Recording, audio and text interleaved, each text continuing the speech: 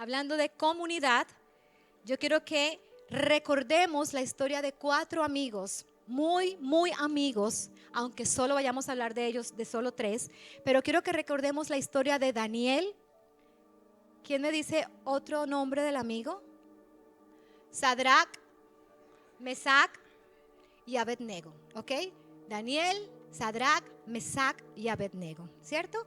Vamos a centrarnos en Sadrach, Mesach y Abednego. Y para ello quiero que por favor abran sus Biblias en el libro de Daniel. Daniel capítulo 3. Daniel capítulo 3. Puede leerlo, puede proyectarlo Dani, por favor. Daniel capítulo 3. Muy bien. Sigan conmigo la lectura, iglesia. Dice: además el rey ordenó a Aspenaz, jefe de los oficiales de su corte, que llevara a su presencia a algunos de los israelitas pertenecientes a la familia real y a la nobleza. Debían ser jóvenes apuestos y sin ningún defecto físico, que tuvieran aptitudes para aprender de todo y que actuaran con sensatez, jóvenes sabios y aptos para el servicio en el palacio real, a los cuales Aspenaz debía enseñarles la lengua y la literatura de los babilonios. El rey les asignó raciones diarias de la comida y del vino que se servía en la mesa real. Su preparación habría de durar 3 años, después de lo cual entrarían al servicio del rey. Estamos leyendo Daniel capítulo 1, dándoles un contexto de quiénes eran estas 4 personas. Ahora, saltémonos al capítulo 3, por favor. Eran varones judíos que fueron llevados a Babilonia, cautivos en Babilonia, dándoles un contexto de lo que es la historia. ¿A cuánto les gusta la historia? ¿A cuánto les gustan las historias? Chismosos, son unos chismositos, hermanos. La Biblia está llena de muchas historias maravillosas y esta es una de esas. El rey Nabucodonosor mandó hacer una estatua de oro de 60 codos de alto por 6 codos de ancho y mandó que la colocaran en los llanos de Dura, en la provincia de Babilonia. Luego ordenó a los sátrapas, prefectos, gobernadores, consejeros, tesoreros, jueces, magistrados y demás oficiales de las provincias que asistieran a la dedicación de la estatua que él había mandado erigir. Para celebrar tal dedicación, los sátrapas, prefectos, gobernadores, consejeros, tesoreros, jueces, magistrados y demás oficiales de las provincias se reunieron ante la estatua que el rey Nabucodonosor había ordenado erigir. Entonces el heraldo proclamó a voz en cuello: a ustedes, pueblos, naciones y gentes de toda lengua, se les ordena lo siguiente: tan pronto como escuchen el sonido de varios instrumentos musicales, deben inclinarse y adorar la estatua de oro que el rey Nabucodonosor ha mandado erigir, levantar. Todo el que no se incline ante ella ni la adore será arrojado de inmediato a un horno en llamas. ¿Cuántos conocían esta historia? ¿Cuántos no conocían esa historia? ¿Ninguno? ¿Todos conocemos esa historia? Muy bien, continuemos ahí, recordando la historia. Versículo 7, Dani. Ante tal amenaza, tan pronto como se escuchó la música de todos esos instrumentos, todos los pueblos y naciones y gente de toda lengua se inclinaron y adoraron la estatua de oro que el rey Nabucodonosor había mandado erigir. Como que el alcalde nos llega y nos dice y manda un anuncio y dice: cuando se escuche el himno de Andalucía, usted donde esté se tiene que arrodillar y adorar. En donde quiera que esté, en el baño, en el trabajo, en el instituto, el alcalde lo ha ordenado y así todos lo tienen que hacer. El que no lo haga va a ser lanzado en un horno de llamas. Eso mismo estaba pasando en ese entonces. Y cuenta la historia que los hombres que querían ir en contra de Sadrach, Mesach y Abednego empezaron a hablar entre ellos y dijeron: vamos a hacerle la maldad a estos hombres para que por fin ellos caigan. Como ellos sabían que Sadrach, Mesach y Abednego no se iban a doblegar ante tal edicto, los querían tomar infragantis, diciendo: ese es el momento en el que estos van a caer en ese horno de fuego. Pero Vicky no solamente quiere leer la cita bíblica y que ustedes la acompañen. Cuando nos dramatizan la historia, entra más, ¿verdad? Entra más la historia. Así que, Dani, vamos a poner el video, por favor. Y algo sucedió desde el versículo 19 hasta el versículo 30. Y quiero que presten mucha atención a esto que pasó. Entonces Nabucodonosor se enfureció tanto con Sadrach, Mesach y Abed-nego que el rostro se le desfiguró a causa de la ira. Mandó calentar el horno 7 veces más de lo habitual. Entonces ordenó que algunos de los hombres más fuertes de su ejército ataran a Sadrach, Mesach y Abed-nego y los arrojaran al horno ardiente. Así que los ataron y los arrojaron al horno, totalmente vestidos con sus pantalones, turbantes, túnicas y demás ropas. Ya que el rey, en su enojo, había exigido que el horno estuviera bien caliente, las llamas mataron a los soldados mientras arrojaban dentro a los 3 hombres. De esa forma, Sadrach, Mesach y Abed-nego, firmemente atados, cayeron a las rugientes llamas. De pronto, Nabucodonosor, lleno de asombro, se puso de pie de un salto y exclamó a sus asesores: ¿No eran 3 los hombres que atamos y arrojamos dentro del horno? Sí, Su Majestad. Sí, Su Majestad. Así es. ¡Miren! Yo veo a 4 hombres desatados que caminan en medio del fuego sin sufrir daño. Y el 4.º hombre se parece a un dios. Entonces Nabucodonosor se acercó tanto como pudo a la puerta del horno en llamas y gritó: Sadrach, Mesach y Abed-nego, siervos del Dios Altísimo, salgan y vengan aquí. Así que Sadrach, Mesach y Abed-nego salieron del fuego. Entonces los altos funcionarios, autoridades, gobernadores y asesores los rodearon y vieron que el fuego no los había tocado. No se les había chamuscado ni un cabello, ni se les había estropeado la ropa. Ni siquiera olían a humo. Entonces Nabucodonosor dijo: ¡Alabado sea el Dios de Sadrach, Mesach y Abed-nego! Envió a su ángel para rescatar a sus siervos que confiaron en él. Desafiaron el mandato del rey y estuvieron dispuestos a morir en lugar de servir o rendir culto a otro Dios que no fuera su propio Dios. Por lo tanto, yo decreto: si alguien, cualquiera sea su raza, nación o lengua, habla en contra del Dios de Sadrach, Mesach y Abed-nego, será despedazado y su casa será reducida a un montón de escombros. No hay otro Dios que pueda rescatar de esta manera. Luego el rey ascendió a Sadrach, Mesach y Abed-nego a puestos aún más altos en la provincia de Babilonia. ¿Cuántos dan gloria a Dios por ello? Si el alcalde hoy emite ese edicto, ¿qué haríamos nosotros? No conteste, iglesia, solo pregúntese a sí misma. ¿Qué haríamos? Siempre vamos a estar en una Y. O escogemos el camino de la derecha o escogemos el camino de la izquierda. Siempre. En donde quiera que tú estés. En tu trabajo, como esposa, como esposo, como hijo, como madre. En cualquier lugar donde estés, siempre te vas a encontrar en una Y. ¿Hacia dónde tomo? ¿Hacia lo blanco o hacia lo negro? Sadrach, Mesach y Abed-nego se encontraron en esa encrucijada. ¿Qué voy a hacer? ¿Qué vamos a hacer? Bueno, cuando suenen los instrumentos, nos vamos a humillar, nos vamos a postrar, pero que nuestro corazón esté adorando al Dios de los cielos. Es simplemente para que vean que lo estamos haciendo y nos podamos librar del horno de llamas. No. El versículo y la palabra del Señor dice: a Dios vamos a adorar, a Dios vamos a servir.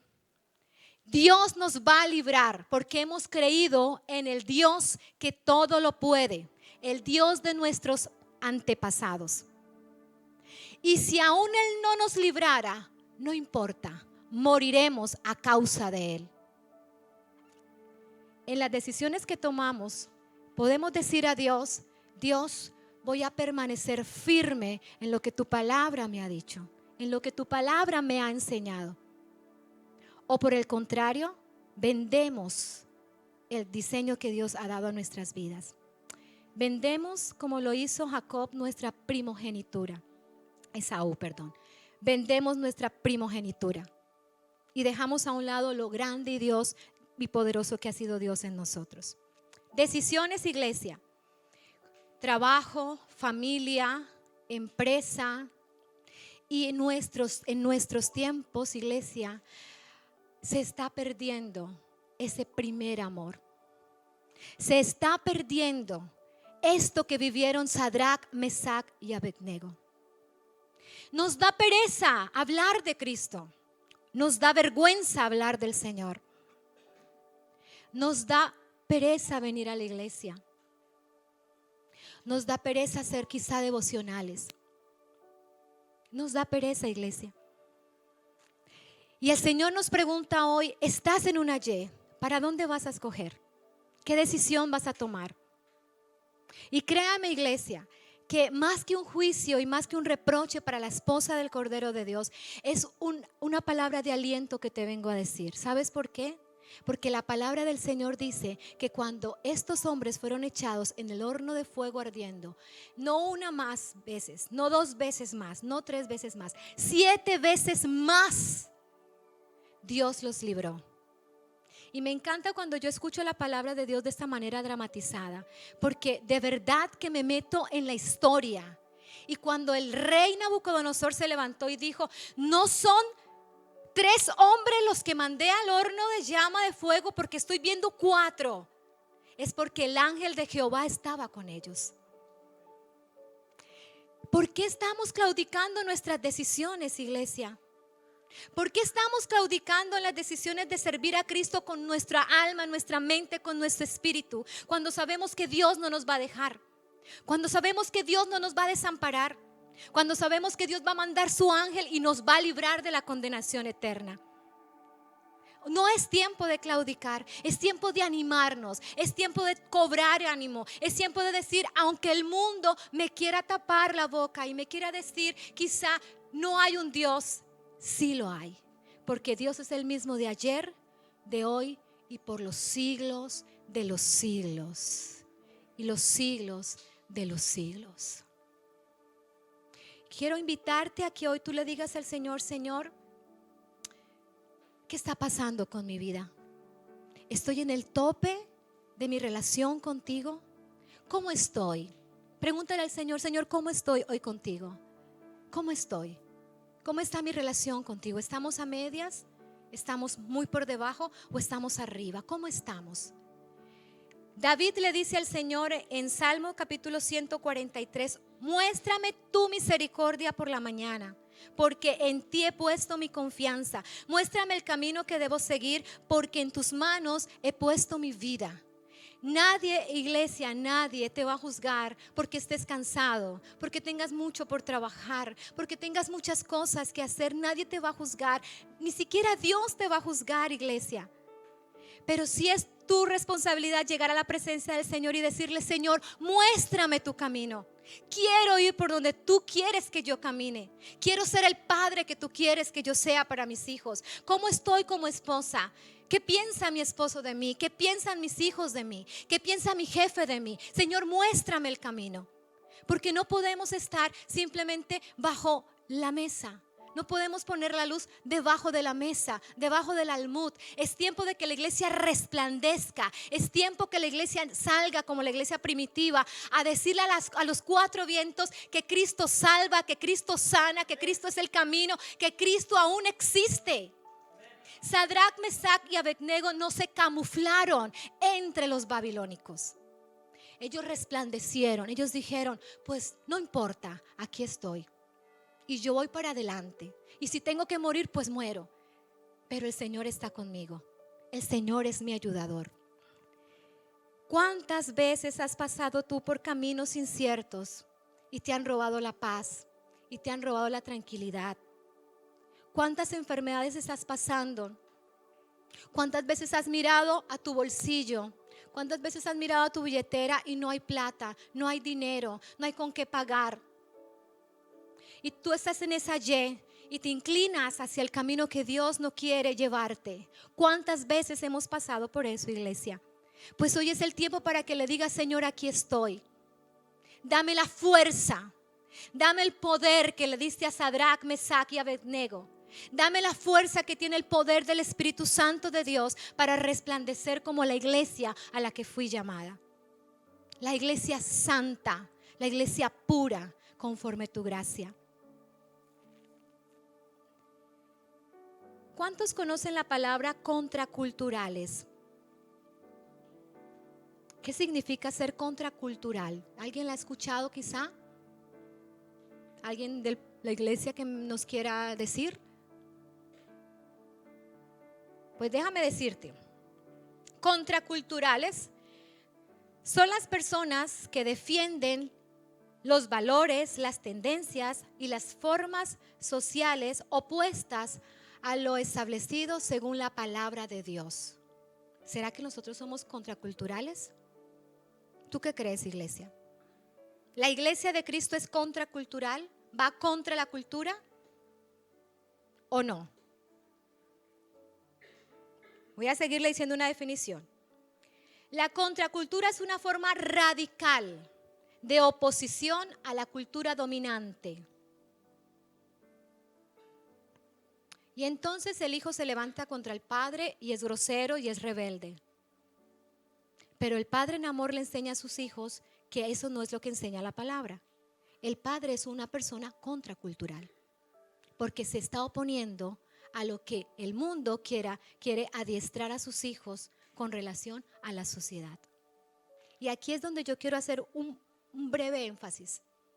La iglesia de Cristo se está camuflando con los valores del mundo.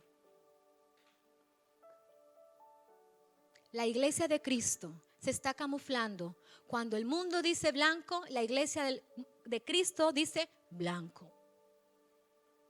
Cuando el mundo dice negro, sabiendo la iglesia que es negro, dice negro. El mundo dice es negro, la iglesia a través de la palabra dice, debe de decir que es blanco, y la iglesia dice es negro. ¿Me hago entender, iglesia? ¿Me hago entender? ¿Por qué? Eso es ser contracultural. Y quiero invitar a mi esposo para que les entregue algo que quiero regalarles como un pequeño souvenir. Y Dani, ponnos por favor Romanos capítulo 12, versículo 2, que muchos lo conocemos. Romanos capítulo 12, versículo 2. No se amolden al mundo actual, sino sean transformados mediante la renovación de su mente. Voy a volverlo a leer. No se amolden al mundo actual, sino sean transformados mediante la renovación de su mente. Así podrán comprobar cómo es la voluntad de Dios, buena, agradable y perfecta. El Señor es claro en su palabra. Y está diciendo, Romanos 12:2, no se amolden a este mundo, sino que sean transformados, que su mente sea renovada. Y eso que le están entregando es justamente este versículo. Voy a esperar un momento para que todos lo tengan.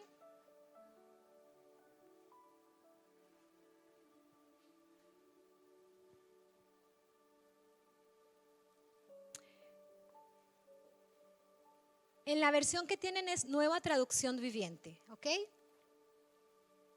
¿Todos lo tienen ya? ¿Sí? Por favor, vamos a ponernos de pie y a la cuenta de 3 lo vamos a leer todos juntos. ¿Alguien faltó?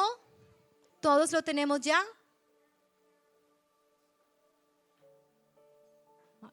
¿Faltan unos cuantos? Ok, nos ponemos de pie. Vamos a leerlo a la cuenta de 3. 1, 2 y 3.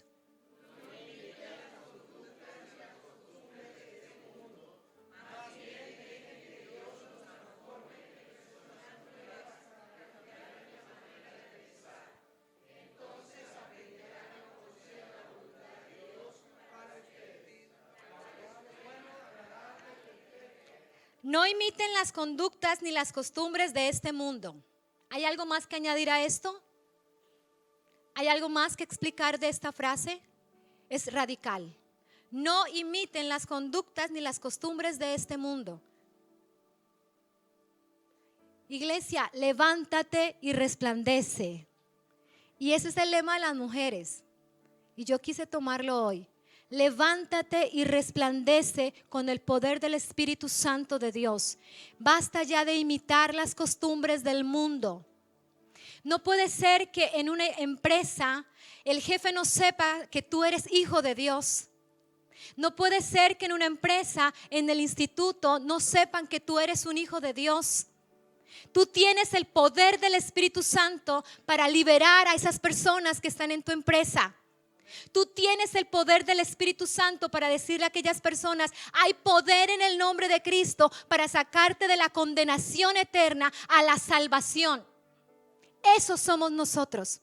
No solamente estamos aquí para escuchar palabra cada 8 días y para cantar cada 8 días o los días miércoles. Tu punto, tu acción, donde tienes que estar es en tu trabajo, es en el instituto, es donde estás. Allí es donde está tu vida y el poder de Dios obrando en tu vida. Por favor, puedes sentarse. Contraculturales, en contra de la cultura. Cierra tus ojos por un momento. Espíritu Santo, tú nos dices que tú eres nuestro consolador y que a través de ti tú redarguyes los corazones. Más allá de un concepto, más allá de una palabra, es tu palabra la que estamos leyendo. Yo te pido que nos redargullas, Espíritu Santo. ¿Qué cosas estamos imitando? ¿Qué costumbres estamos imitando del mundo que a ti no te agradan, Dios? Ven y habla a cada corazón, Espíritu Santo. Ven y habla a cada corazón. Y allí donde estás, dile: Señor, examíname. Examíname. Habla a mi corazón de qué cosas debo cambiar, qué cosas debo transformar en mi mente y en mi corazón. Eres tú con Dios, iglesia. Eres tú con Dios. Aleluya, Dios. Amén. Gloria a Dios. Quiero que por favor me colaboren con una mesita aquí, por favor. Y quiero terminar con este pequeño ejemplo, iglesia. Hablar de ser contraculturales no gusta a muchos, porque es ir en contra de la corriente. Porque es más fácil camuflarme. Aquí, por favor. Es más fácil camuflarme. Porque cuando a ti te dicen no mientas, porque cuando tú que eres casado te dicen solo mira a la esposa que Dios te dio, porque cuando a las chicas nos dicen vístete con moderación, vístete como honra a Dios, eso no entra bien. Porque cuando nos dicen vamos a orar, vamos a ayunar, vamos a clamar, eso no entra fácil. Todos fuimos creados por Dios. Y retomo lo que dije al inicio. Hay un camino, pero ese camino se divide en dos.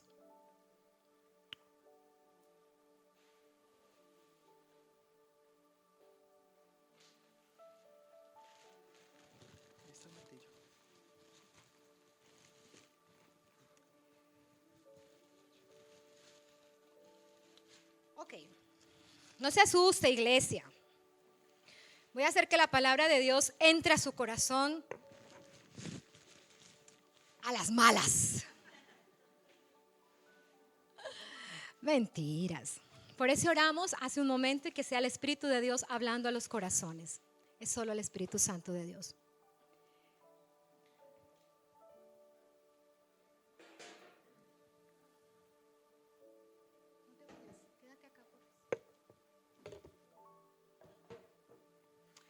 Este frasco que ven aquí es el mundo.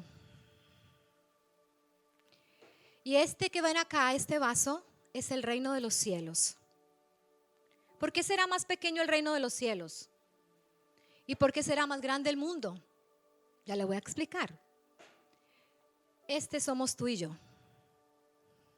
Tenemos dos caminos. O el mundo o el reino de Dios. No imitemos las cosas del mundo ni las costumbres. Eso significa, chicos, ojo, que es lo que venimos hablando. Eso significa, iglesia, que somos tú y yo, nos tenemos que quebrar. Nos tenemos que quebrar. Porque no mandamos ni tú ni yo, sino Dios es el que manda en nosotros. Y hemos venido a cumplir la voluntad del Señor. Este es nuestra voluntad. Vamos a dejar que el Señor rompa esa voluntad en nosotros. ¿Lo vamos a dejar? Bien. Víctor va a ser de Dios, ¿cierto? Y él va a coger ese martillo, lo va a tomar en su mano, porque le entregamos la voluntad a Dios, ¿verdad? No se haga lo que yo quiero, sino lo que tú quieras, Dios. No es lo que yo quiero, no es lo que yo pienso, es lo que tú quieres, Dios. Ay, hermano, eso es una cosa de locos. Yo le estoy diciendo al Señor, Señor, no es como yo pienso, no es como yo pienso, Señor, no soy yo, eres tú en mí. Para eso fui creado, para eso usted fue creado, iglesia. No soy yo, eres tú en mí. No es lo que diga el líder o lo que diga el pastor, no, es lo que Dios diga. Es lo que el Señor diga a través de ellos. Y vengo con mi vida entera y le digo, Señor, haz con ella lo que quieras. Y se la entrego. ¿Usted cree que Dios lo va a dejar así tal cual? ¿O usted cree que Dios lo va a quebrar? Ok, un momento. Pero yo también le digo al mundo, no, es que lo que Dios pide es mucho. No, mejor me quiebro y me voy para el mundo. ¿Qué pone el mundo? ¿Qué pone el mundo? ¿Qué hago entonces? Me voy a quebrar y empiezo a quebrar mis valores. Ahora sí. Empiezo a quebrar mis valores. Empiezo a quebrar que soy un hijo de Dios. Dale.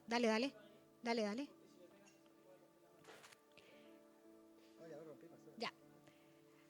Empiezo a quebrar mis valores. Empiezo a quebrar mis pensamientos.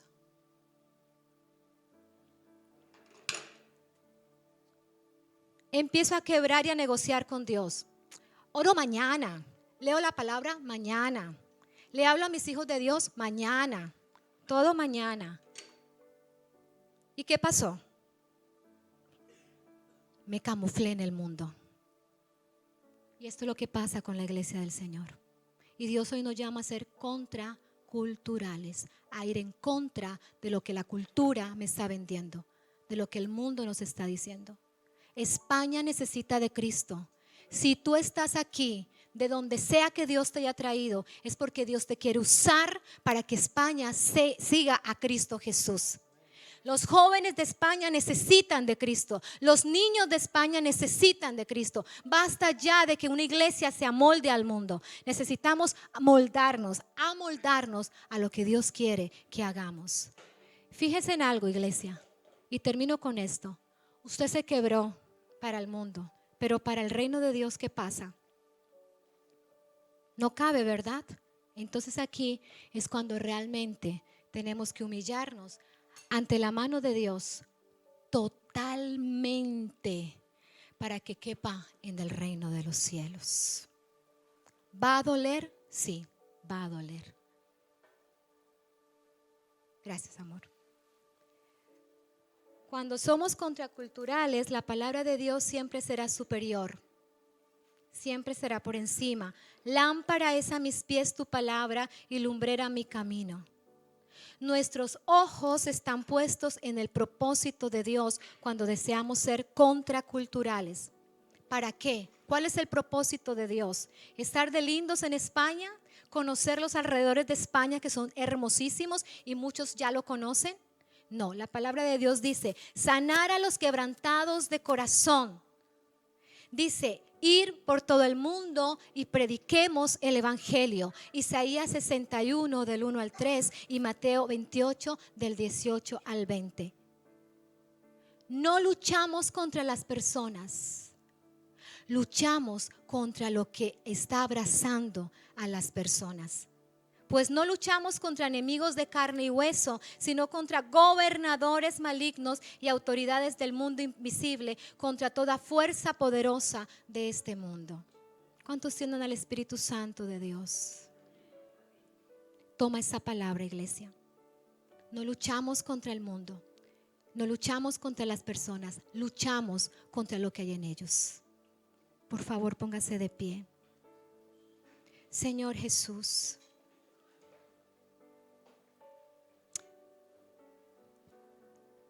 te queremos pedir perdón, Señor. Y yo quiero invitarlo a que le pidamos perdón a Dios. Porque a veces nos hemos camuflado en el mundo.